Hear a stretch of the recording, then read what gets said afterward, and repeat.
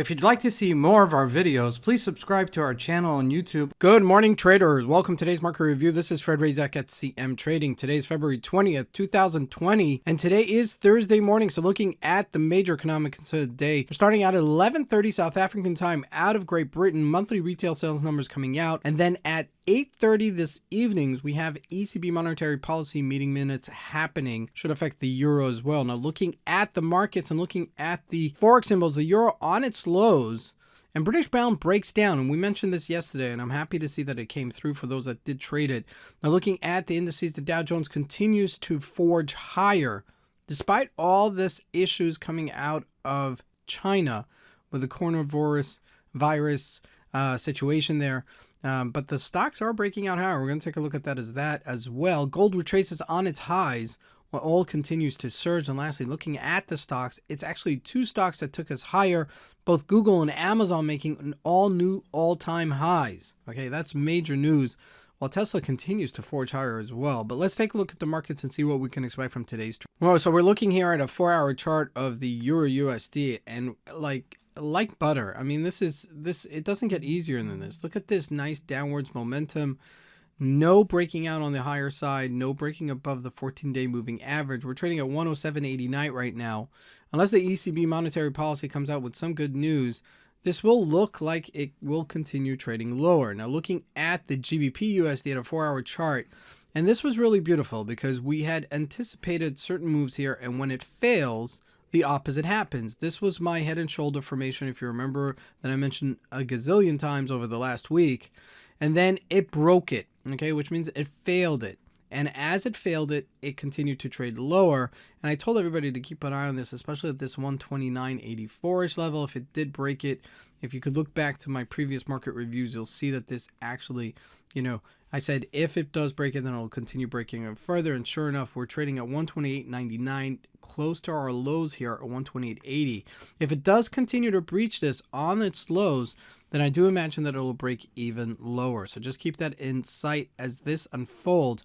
Now, jumping into the commodities, we're looking at gold here on a monthly chart. Okay, this is a multi time frame chart. Over the past 7 years, we haven't been in this area, okay, since 7 years ago. Okay, so this is the high of 7 years, 106.16-ish level we hit.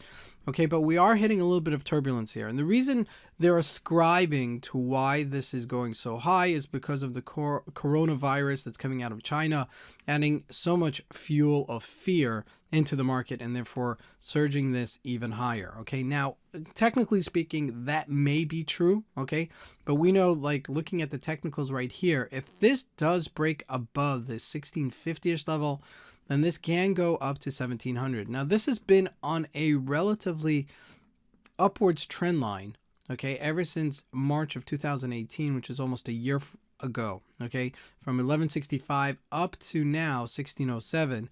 So it's been a big year for gold altogether. So the fact that we're going up and people are ascribing different reasons to it, that's all fine and dandy, but it's in an up move. Okay, on the monthly multi-time frame chart, you could see that quite clearly. Now, we may hit a little bit of turbulence around this area because there is significant resistance at this area, so you may see it actually correct itself right here. However, looking at oil, it continues to surge higher, 53.78, and all this fear that everybody has that we're not going to revamp some of the production that we're doing out of China, you could see that that's being dissipated by the fact that the price of oil is going higher. Okay, now we do have a resistance-ish area right here at 53.80-ish level, okay, at 54-ish level. If that does correct itself, then I will see it go back down to 52.35 and use this as a support line. Okay, so that may actually fruit as we do continue this week. Now, looking at the Dow Jones, okay, we're trading right now at 29,337. We were close to our highs yesterday, okay, but the markets are making new highs. Okay, if we look at the banks, they got stronger. Okay, so things are starting to perk up. When we jump into the stocks, the two that jump out at me is Amazon, trading at 2168. Almost close to its all-dead highs, 2182, making new highs yesterday. Okay, so this is very strong. Jumping into Google, same story, 1521 right now. And you could see that this thing is a monster. I mean, JP Morgan is actually playing catch up right here. It did rally a little bit from its lows of 130-ish level up to 138. We're getting close to our highs, but we're not breaking out higher. So a little bit of a rotation continuing in the market. Now, I do expect some of the big names to actually carry us through. Now, Facebook took a little bit of a break yesterday. If we look at that, it did rally, but not much to its highs, as did Google and Amazon. Now, again, I emphasize this once again. These companies that are making new all-time highs are not small companies. To move a stock like Amazon and Google to new all-time highs requires a very big, significant amount of money. And that means the mutual funds are putting money into these things. So they're putting money into themselves, into these stocks in February 20th, 2020. That's implying that they're going to go even higher.